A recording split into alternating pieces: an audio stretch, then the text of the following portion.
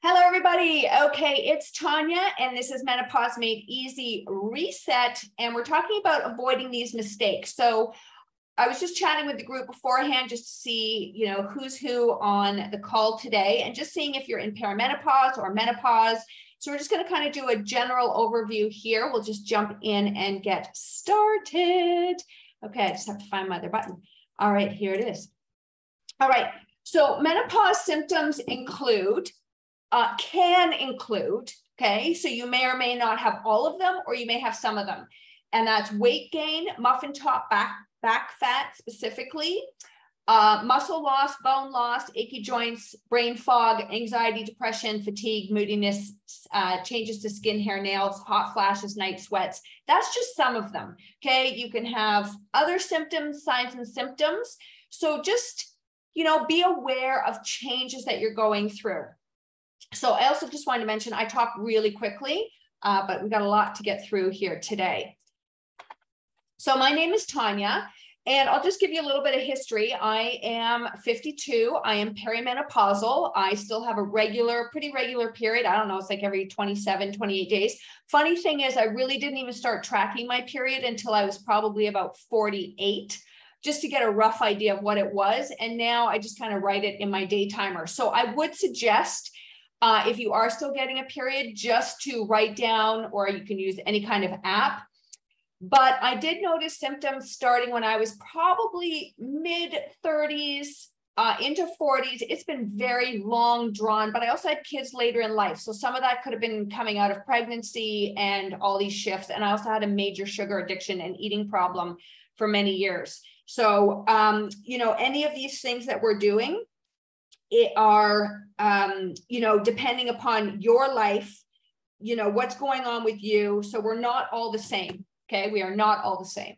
So I'm a prevention maniac though, because I just know I've had the pleasure of working with seniors and older people than me my entire life. And boy, can you learn a lot from older people. And I am like, okay, there's certain things that I know I can avoid and not go through what they went through just by changing my habits now. There is so much we can do in this journey to reduce our signs and symptoms. So I'm a prevention maniac. I'm going to share some of those with you today. I've been in the fitness and health field for 30 years. I'm basically 10 fitness instructors rolled into one. I teach a lot of classes. I personal train. I do health coaching. I have a Vibrant Living membership, the Menopause Made Easy. I wrote a book called Cookie Dough in the Dark, which is about my insane adventure with sugar and how I got out of it. And I'm also a wife. I've got 2 kids in university now and 3 dogs. So life is good. Okay, so problem, we freak out. We freak out because we've got our pants are tight. We have a muffin top. Our weight is changing. We're not really doing much differently, but we're starting to see some thickening of the waist, some changes in the body. And a lot of the times we resort back to what worked in our 20s and 30s, teenage years, which is, just slash the calories, work out harder, which is not what you do now. Okay, that might have worked for you at one point. And if you're younger listening to this, I don't even advise it because it really sets you up for not a great road in your 50s and beyond. So our solution is simple, slow shifts. It's what I've been teaching for years. If you want quick results, go find somebody else because I'm not your person. I'm all about lifestyle change, really integrating habits into your lifestyle so that you get long-term results. So this includes avoid drastic diet change, right? So have a look at what you're doing right now. You do not need an overhaul on your diet. You just need to make some tweaks, and this will get the ball rolling, okay? After you do the tweaks and you're doing like the basic 7 fundamental things that we're all supposed to be doing, if then you need further support, that's what I would look into. But really, my goodness, we have so much control over our own habits. So some things that you can start to do now are notice how much you're eating, right? You don't need to change what you're eating necessarily. Again, I don't know what you're eating, but we'll dive into that a little bit. But most of us are eating way too much food. Now, there are some of you that are not eating enough food, okay? So you have to decide what your portions are like. We need to add protein to every meal. It is absolutely essential, whether you are, a vegetarian, vegan, or a meat eater. It is time to make sure you are getting your proper amount of protein. Don't fear healthy fat. Fat is essential. We are made up of cells. That's all we are. We're just cell, trillions of cells. And each little cell has like fat around it, lipids. And we need those healthy fats in our diets. Okay, so this is a time to look at the bad fats versus the good fats and start to get more of those healthier fats into your diet. And really important to have a balanced plate and to get your micronutrition. So we're going to jump into that a little bit more at the end. But I cannot tell you, after having like probably 3.5 decades of a sugar addiction, food addiction, overeating, emotional eating, the importance of a balanced plate to balance those blood sugars, especially as you're entering this phase of your life. So just a little bit about hormones. My gosh, we could do like, a full weekend, month, just about learning about hormones. But, a couple things that are happening during your menopause adventure are your estrogen levels are declining, and we are more susceptible to insulin resistance. So insulin resistance means you are headed towards diabetes, which is totally preventable by what you put in your mouth. Okay, I'm very blunt. I'm a blunt compassionist. I'm just going to tell you like it is. So you do not want to enter into insulin resistance or diabetes because it makes it harder to burn fat. Okay. So this is the time where we need to put on our big girl pants, everybody, and we really have to look at those refined carbs and alcohol in our diet.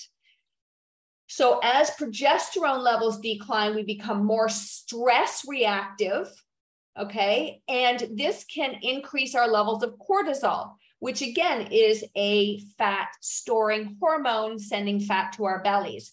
And we are living in a world that is super stressed. I honestly think these last 2 years, people have had trauma that they don't even realize. And we just brush it off. We're just like, a lot of us have kids, we've got life happening, we've got jobs, we've got to make stuff happen. And we just suppress. And this stress is killing us silently. And it's something we really need to address. And most people don't even realize they're stressed because they've just leveled up to this new normal. But it is so important that we have self-care every single day and we learn about rest and recovery. So perimenopause is associated with higher levels of the hunger hormone. I never say this right, ghrelin, which makes it harder to avoid overeating and, makes us choose poor food more easily. So I think what I'm trying to say with this is that when you're aware of these things, you can understand that some of these things are happening because of your hormones, but you can start to regulate your hormones more just by knowing this information. Okay, so there's been a lot of, press about intermittent fasting. I'd say for at least 15 years. It's has its time and place.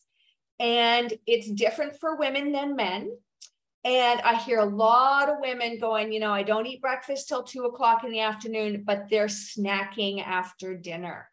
Okay. That is not what we want to be doing. So I am all for fasting, which really means the last bite of food after dinner to the first bite of food, whenever you decide to have it.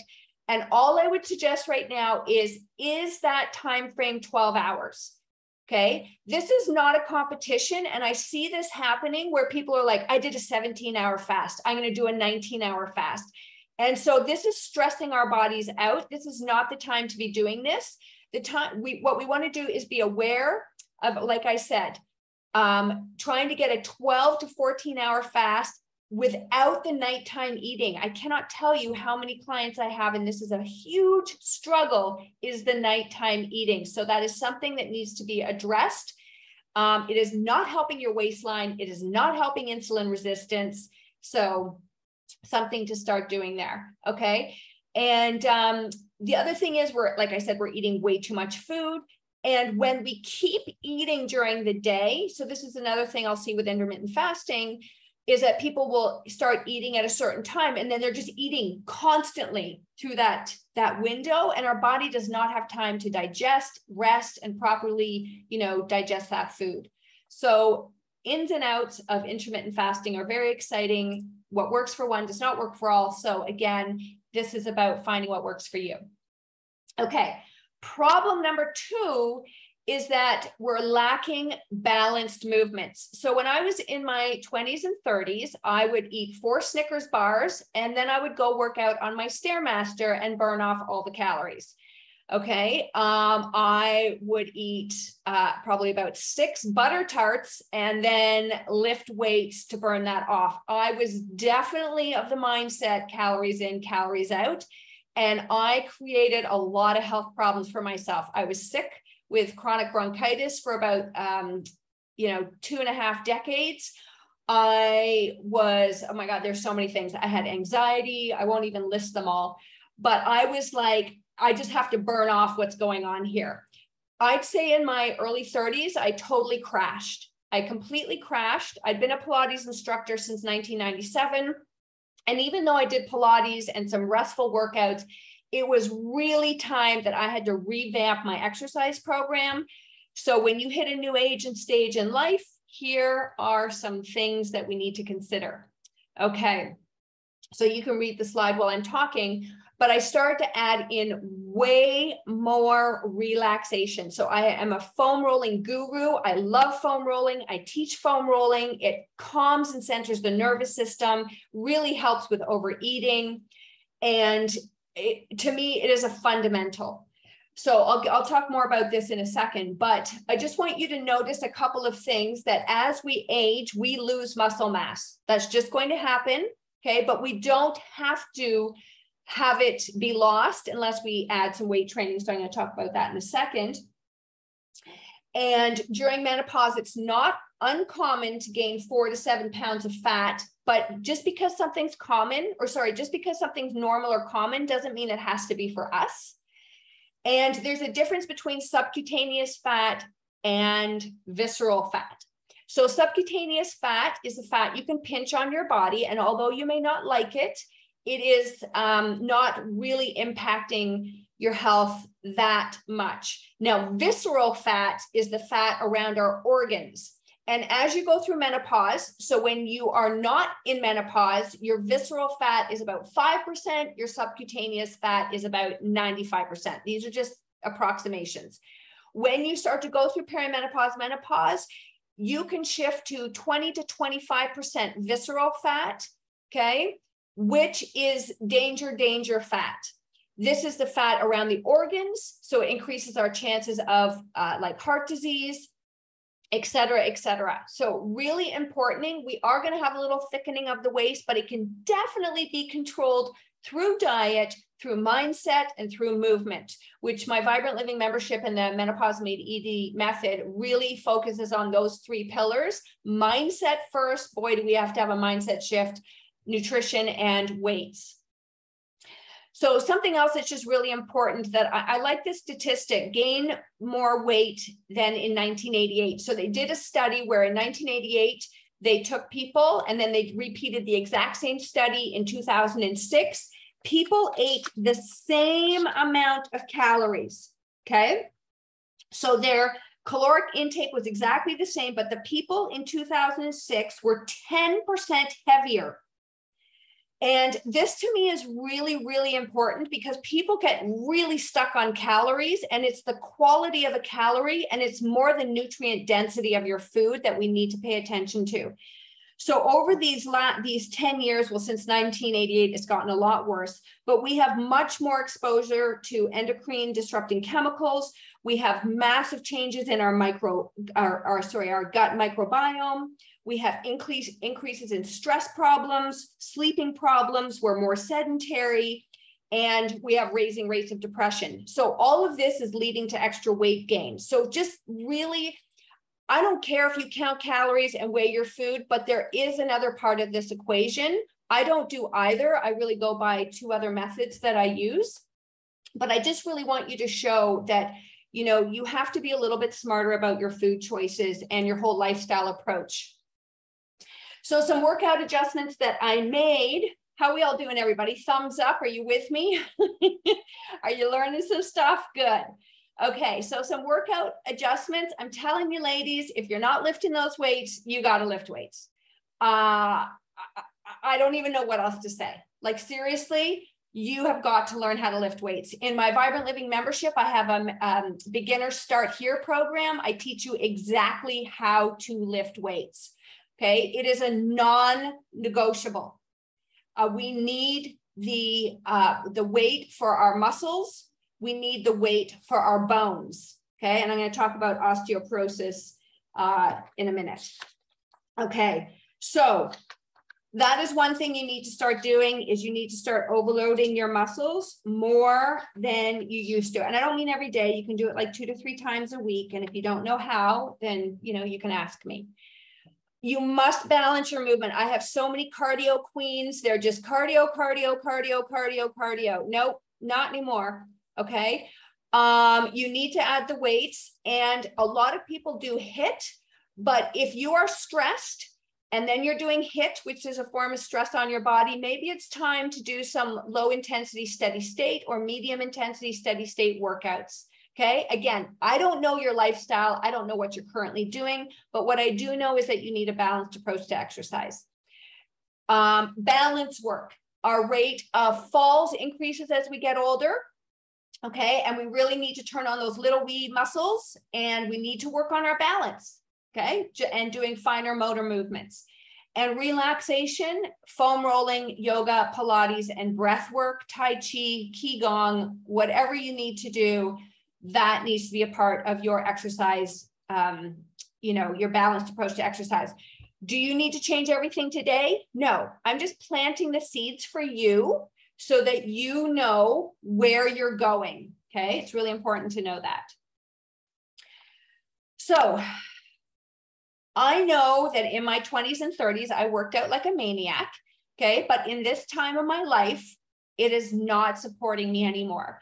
So the harder I work out, the harder it is to lose weight. And that's only because our brain sends more hunger signals and cravings, which can be difficult to ignore. So we give in by eating them. We also have recovery demands, which require more estrogen than we currently have. And what I talked about, burning immediate energy versus stored energy, when you eat something, you now have energy. And if you then go sit on the couch, that energy, this is very simplistic, by the way, okay, is turning into fat because you're not using it, right? So you want to start getting into the stored fat, but using up the immediate fat stores. So I know that might sound a little bit complicated, but we can talk more about that later if you have some questions. Okay, so sarcopenia, I touched on this briefly, but it is the gradual loss of muscle mass due to aging. So some is going to occur, but you do not have to have it be this massive shift because you're going to be lifting weights. Yes, you are. I know you are after this. All right. It begins around the age of 40 and declines every year thereafter. And when you have less muscle on your body, you slow down your metabolic rate, which increases insulin resistance, which increases your chances of diabetes too, which increases your chance of weight gain. Strength training is imperative for prevention, okay, of sarcopenia and also for osteoporosis. So I'm going to just take this moment to talk about osteoporosis for a moment. We reach our peak bone mass in our 20s, and then it has a steady decline over the years. So on average, a woman can lose 6% of her bone mass during these 3 years, during, you know, the final years around menopause. And then after your period is lost, there can be a rapid rate of bone loss. So it is estimated right now that women over the age of 50 either have low bone mass or osteoporosis. Like 51% of women over the age of 50 have 51% loss in bone, their bone mass loss is 51% and a 15% chance of osteoporosis. Okay, I hope that made sense. So this is another reason why lifting weights is important, because it puts weight-bearing activity on your bones. So I kind of want to scare you a little bit, because I really want to drive home the importance of creating some really good habits in your life.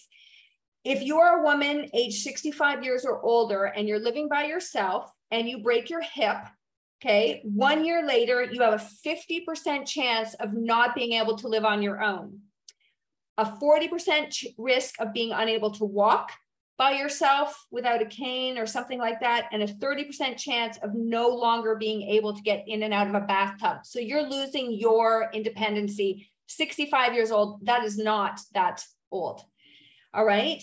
And then the odds are that after you break your hip, around age 65, there's a 17% chance that you'll die within that year. Like, that's pretty scary. So I really hope that if you're not lifting weights, you really start to get in the habit. And in my Vibrant Living membership and Menopause Made Easy method, we really talk about habits. How do you make this happen? Okay. How do you get these actions into, how do you get these things I'm talking about into action? Okay. So problem number 3, you are not going crazy. Oh my gosh, did anybody ever have brain fog, moodiness, anxiety, depression? I sure did. And this is some things that started around the beginning, and I really didn't even understand why, but now I do. So it will pass is the good news. It will pass. But during this time, as our estrogen decreases during this menopause transition, it affects the brain. So you decrease your feel-good neurotransmitter, which is serotonin. Okay, you decrease blood flow to your brain, so you get the brain fog. But if you exercise, you eat your omegas, and you decrease your stress, and you get proper night's sleep, you can help yourself. So it doesn't have to be that bad. So I don't want you succumbing to, I have no power, I don't know what to do. Oh my gosh, there's so many amazing things you do. And, I start with this concept of simple shifts. We don't need an overhaul today, but we start planting seeds to get these shifts into our life. So how can we reduce brain fog and anxiety? We can increase the micronutrition in our diet. We are plant micronutrition deprived. We are overfed and undernourished. We are eating way too many of the wrong things. We really need to have a look at the diet and get those plant-based foods into our diet. We need to deal with stress. We need to decrease alcohol and processed food, play brain games, move your body, and improve that mind-body connection. And that's one reason why I love rolling and Pilates. It really improves that mind-body connection. Okay, problem number 4. Oh my God, is it hot in here or is it just me? So some of you may have the hot flashes, the night sweats. It affects about 80% of women during this transition. Estrogen plays a role in this because it's wonky with our temperature regulation. It's all over the place. But let me tell you, and here we go again. Are you starting to see the common thread in this? If you decrease your stress, you improve your sleep, you decrease alcohol and processed food consumption, your hot flashes and night sweats can be reduced. I used to have horrible night sweats, and a lot of it was tied back to my food. And that's when I had to put my big girl pants on, everybody, and pay attention. And I don't think I've really ever had I have had hot flashes. I always tell everybody it's when when I'm at the checkout line at Costco, I seem to get a massive hot flash, but because my bill is just too much. But other than that, I have been cold my entire life. So I really don't experience, but that's just me. So again, I want you to see how some of these symptoms can happen to you, may not happen to you, and how a lot of them can be controlled through diet, exercise, and mindset. And I know that for me, that is the case. I know, and I want you to understand, when you eat and drink certain things, you may feel your symptoms get better or worse, depending on what you're eating and drinking. So some of the changes that I've made over the years, I totally used to be a carbohydrate a carbohydrate breakfast person: cereal, bagels, toast, muffins, juice.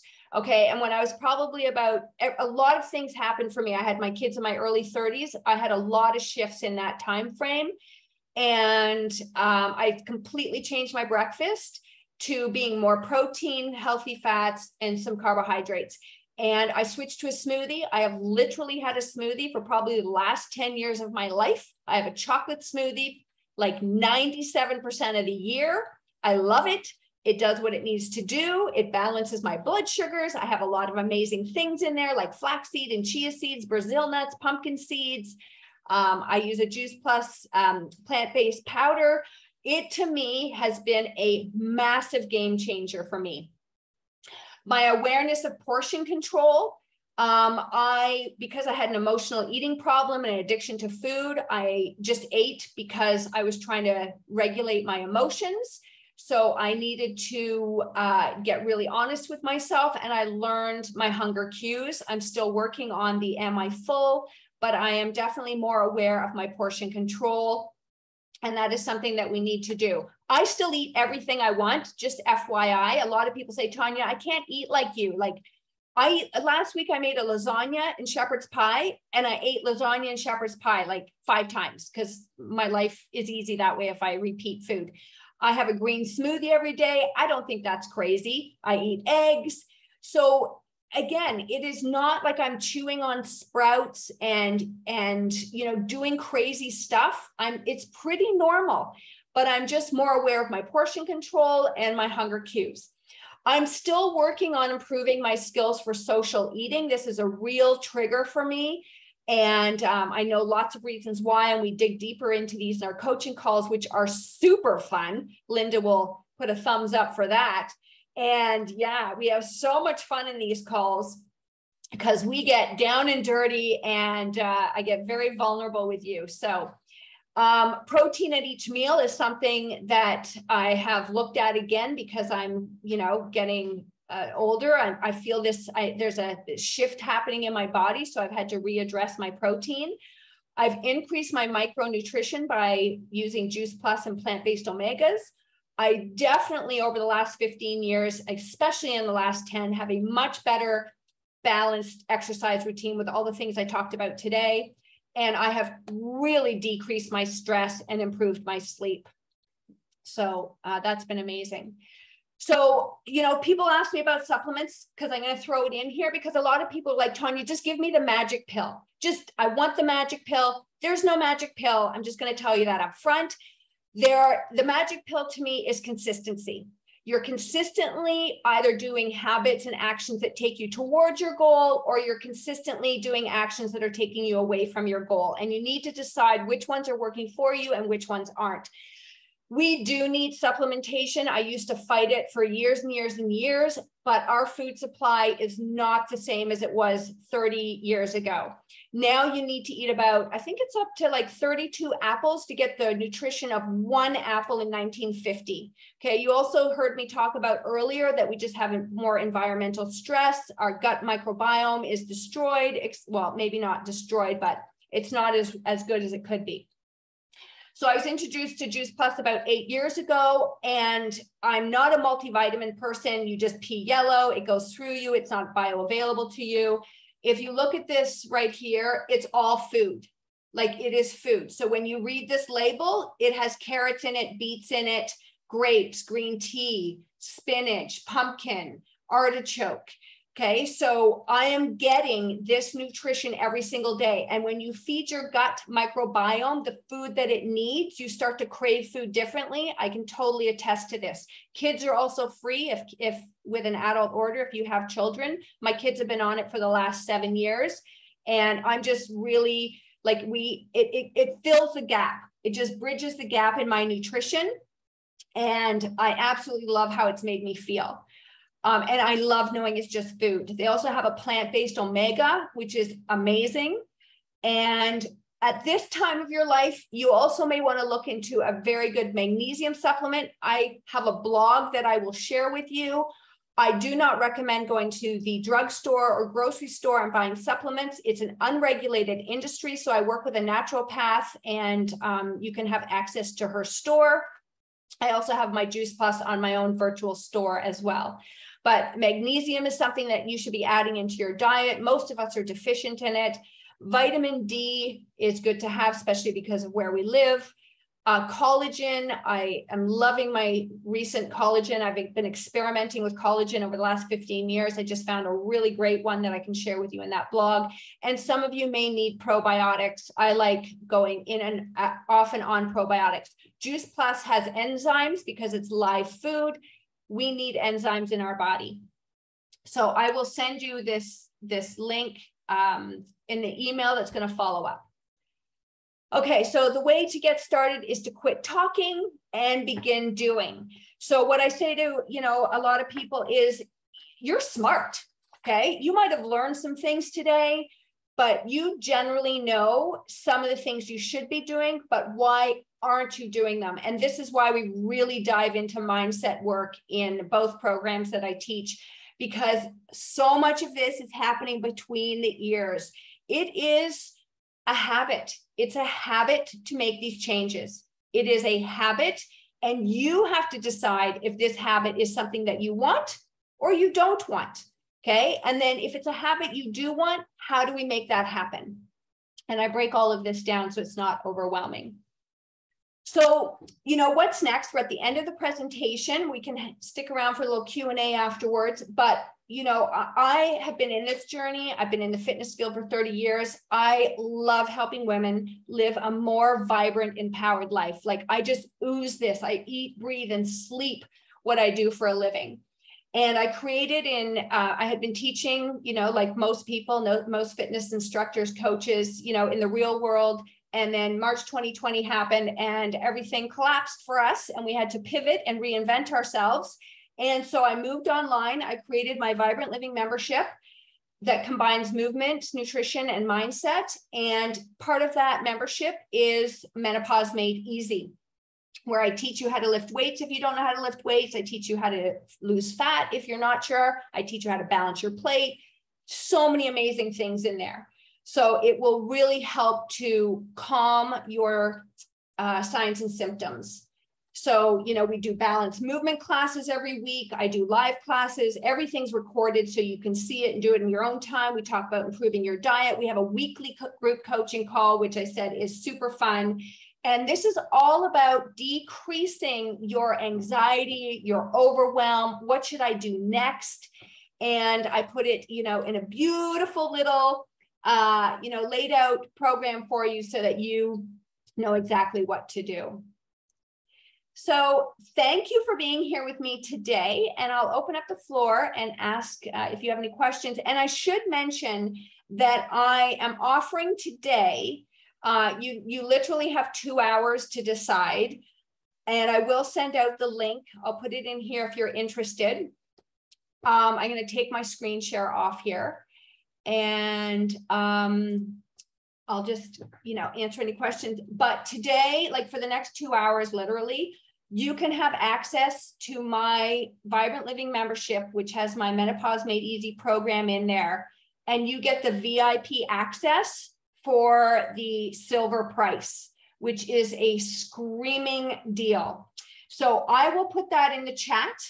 And if you have any questions, you can ask me right now. And just a second here, I'm just going to find it. This just goes right to, let me just test this out, make sure I'm sending you the right link, right to the offer page. And if you have any questions, you can let me know.